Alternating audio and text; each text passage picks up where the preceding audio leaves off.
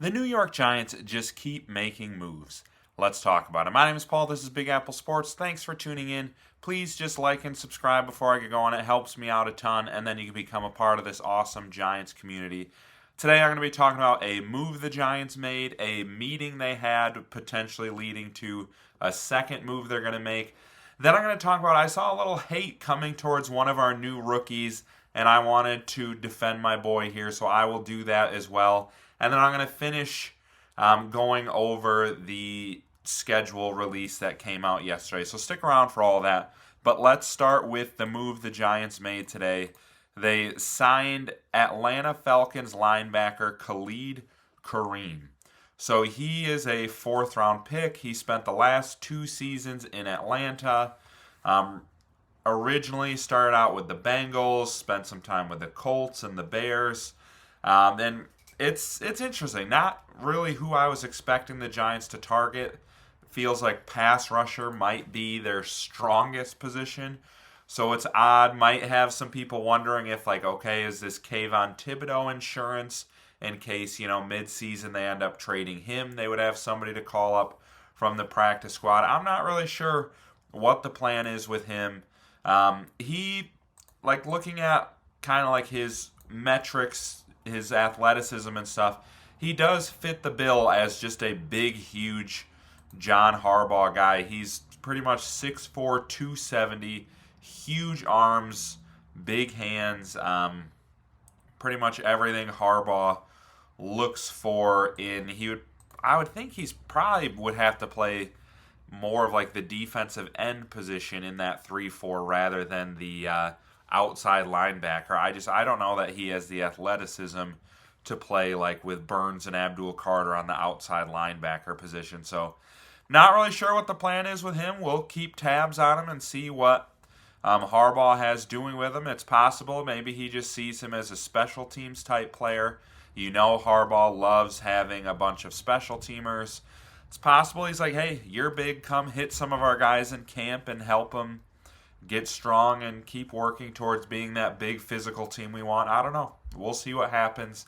One move I think they possibly could be making soon is in the secondary. So we all saw the news. Thaddeus Dixon ruptured his Achilles. I mentioned it a little bit at the end of my show yesterday, but it stinks. Like he was one of these undrafted free agents I was pretty excited to see, because a lot of people, I thought I had seen mock drafts have him as like a 4th or 5th round pick. I was stunned the Giants were able to get him as an undrafted free agent. He had like some pretty good athleticism numbers at the combine. He's a little older. He's 24 years old, but he got one of the larger guarantees out of any of the undrafted free agents. So it stinks to see him go down and miss his whole rookie season. And it's like, who knows? Like, for a lot of these undrafted free agent guys, they get one shot. So I don't know what will happen with him. Hopefully he can get healthy and have another crack at the roster next year. But we'll see what happens with that. But I think we can all expect that they're going to want to bring in somebody in the secondary to take over that role. One person that's a possibility is Nazeeh Johnson. He's spent the last 4 years with the Chiefs. Really didn't play a ton. He recently visited with the Eagles. So it's possible they end up signing him. Maybe they, pivot and look at other potential undrafted free agents from this year. Or maybe they'll wait things out a little bit and see what veterans end up getting cut in training camp. But I really think Thaddeus Dixon had a chance at being on the 53-man roster and at a minimum being like a practice squad player that would get called up in case of an injury or something. So they're going to need to fill that role. We'll just see what they end up doing with that. So now I got to defend my rookie, Malachi Fields. It was reported by Jordan Renan that at the 2-day Giants minicamp, he struggled with drops. And then he brought up in 2019, Darius Slayton similarly struggled with drops. And he wrote, turns out dropping passes has been a problem for Slayton throughout his career, which kind of alludes to the fact that he thinks, hey, maybe it's a possibility that Malachi Fields ends up struggling with drops throughout his career. And I think it is absolutely way too early to make any claims like that. And honestly, really insulting to just, a couple drops in preseason minicamp, and you're already making Darius Slayton drop comparisons. I think that's a low blow to Malachi Fields. Because first off, the dude was one of the most sure-handed pass catchers in college. Like if drops were an issue in college, and then he comes up to the Giants and he is having a dropping problem in minicamp, then it's like, okay, maybe we need to worry a little bit. But he had a 1.6% drop rate last year and had 10 contested catches. So if you look at any draft profile for him, every one of his strengths is just like he comes down with everything, makes ridiculous contested catches, sure-handed receiver. Like drops were like the least of his issues in college. I don't think there's any reason to be concerned. Like you're going to a new team, probably learning like a new route tree a little bit, getting passes from a new quarterback. And we've seen it with receivers before. I'll never forget Jamar Chase was one of the most public, like, man, this rookie's dropping everything. Do they need to panic about him? And it turns out, no. Jamar Chase was just fine. Funny story, actually. I have a fantasy football dynasty league, and I had my choice between Jamar Chase and Jalen Waddle. And I got sucked into the Jamar Chase is struggling with drops. Maybe he'll be a bust. And I took Jalen Waddle. And now I feel like an idiot all these years later. Jalen Waddle's been fine, but he certainly hasn't been Jamar Chase. So lesson learned, don't pass up on Malachi Fields in your fantasy dynasty leagues. I think the dude's going to be a baller. He caught everything in college. He's going to catch everything in the pros. Just like Jamar Chase. There's no need to worry. So I wanted to finish going over the schedule. If you watched my schedule release video yesterday, you can probably feel free to exit the video now. I put it out so late at night that YouTube didn't really push it out the way it normally does. So I did want to go over the big advantage I think the Giants got from the schedule for those who missed it.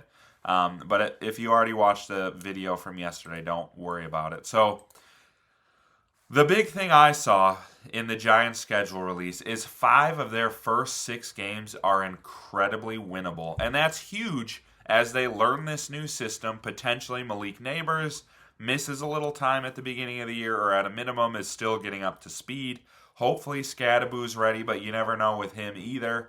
But at the end of the day, they're learning a completely new system.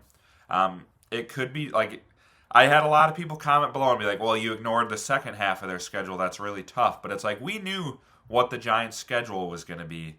We just didn't know when they were going to play these games. And having the easy games early is exactly what the Giants needed. And having the later games hard when this team is hopefully gotten all their guys back, they've gotten the Harbaugh system down, and they're firing on all cylinders. That's when you want to have your hard games.